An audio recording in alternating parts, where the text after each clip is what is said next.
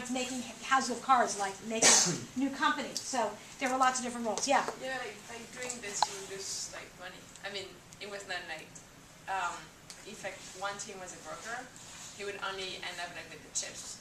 Right. And it wasn't worth like a lot compared Right. to the houses. If they were competing together, right. But it could have been an interesting role they could have played. We didn't know about the auction, but at the moment when the auction actually started, it was clear to us that there was another aspect. If you have like 4 different teams, you would just beat each other up, and so it was way smarter to have like no competition whatsoever. Okay, 1, 2. Yeah. There's also limited time, so actually auctioning out all the cards between all the groups might have taken up most of the time by that Okay. time. I don't know. So you were smart about looking at time as a limited resource. Yeah, Karen. I think in terms of real world analogies, a big factor in our deciding to all work communally was knowing that the rules could and would change every minute, being unsure of the rules, and like knowing and like being unsure what the actual sort of goal of the exercise was. It was sort of an insurance policy for all of us.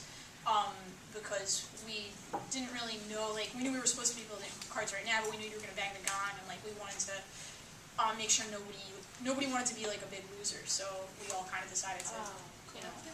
That's really interesting. Really good point. Yeah, Max. One flip side of that is that you also really don't have a choice. So while it was all fun and games, it was great to collaborate. If one group really kind of wanted to do their own thing, you really didn't have that choice. It was like, join the big, happy team, or we're going to screw you over.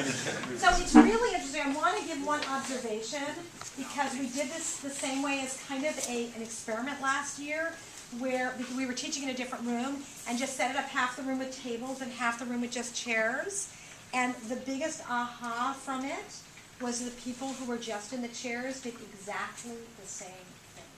They instantly turned their chairs around and worked together, which was an amazing framing. I mean, you think that it just was in your head, but the way the space was set up was designed to make it easy for you to collaborate.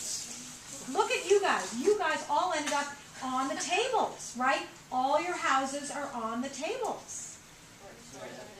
Oh, this one's not. Okay, and this one's not. Okay, but many of you basically framed your project that way. Interesting? And you framed your team around the table. You're all sitting still around your same tables. Whereas this team, because the chairs were so fluid, instantly created, it was a no-brainer for you guys to turn your chairs around. What do you think?